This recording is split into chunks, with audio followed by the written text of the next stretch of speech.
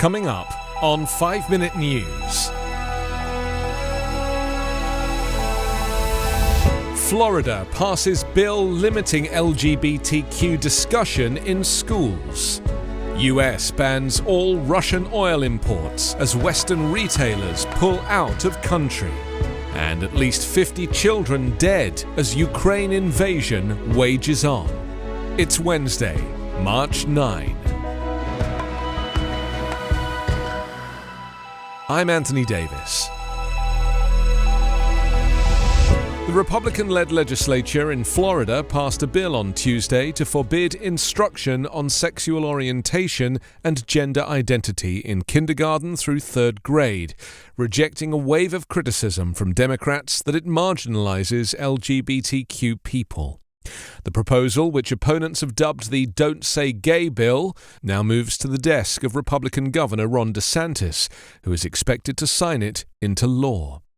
Since its inception, the measure has drawn intense opposition from LGBTQ advocates, students, National Democrats, the White House, and the entertainment industry, amid increased attention on Florida as Republicans push culture war legislation.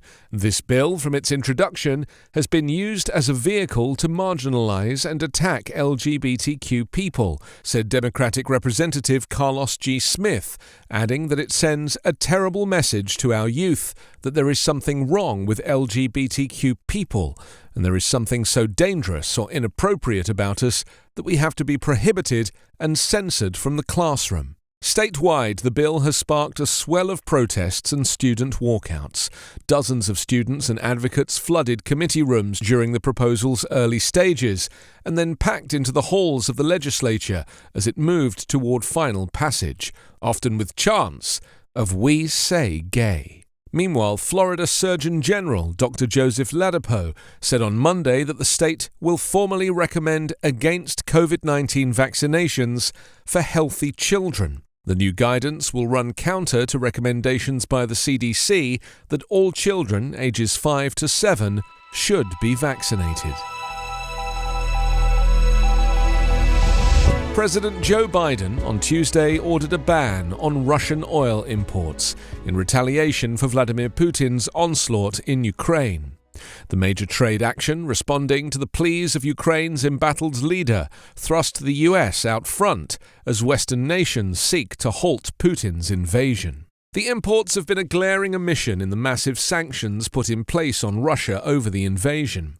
Energy exports have kept a steady stream of cash flowing to Russia despite otherwise severe restrictions on its financial sector. We will not be part of subsidizing Putin's war, Biden said, calling the new action a powerful blow against Russia's ability to fund the ongoing offensive. Biden said the US was acting in close consultation with European allies, who are more dependent on Russian energy supplies and who, he acknowledged, may not be able to join in immediately. Unlike the US, which is a major oil and gas producer, Europe relies on imports for 90% of its gas and 97% of its oil products. Russia supplies 40% of Europe's gas and a quarter of its oil. Biden said it was understandable that prices were rising, but cautioned the US energy industry against excessive price increases and exploitation of consumers.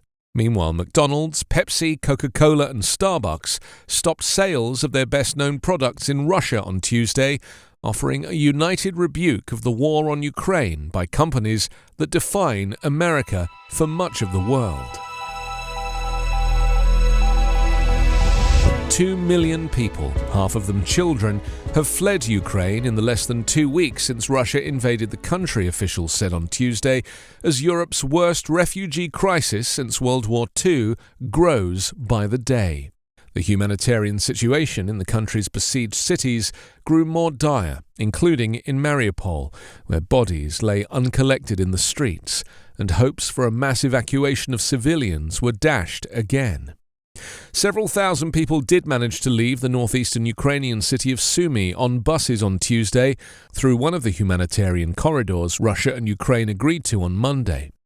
But overnight shelling killed 21 people in the city, according to Ukrainian officials, as fierce fighting raged in a huge swathe of the country. Videos showed people boarding buses marked with a red cross, driving along a snowy road as they headed out of the city. The Russian military denied firing on convoys and falsely accused Ukraine of blocking the evacuation effort. Russian aircraft on Tuesday night bombed residential areas around Kharkiv, Ukraine's second-largest city, and the military also stepped up shelling of Kiev's suburbs. In the nearly 2 weeks since President Vladimir Putin launched the invasion, his forces have captured a swathe of southern and coastal Ukraine, but have seen their advances stopped in many areas, including around the capital of Kiev. Ukrainian President Volodymyr Zelensky vowed that his country would fight Russia's invasion in its cities, fields, and riverbanks. "We will not give up and we will not lose," he told Britain's packed House of Commons via video, evoking the never surrender speech that Winston Churchill gave during the Second World War.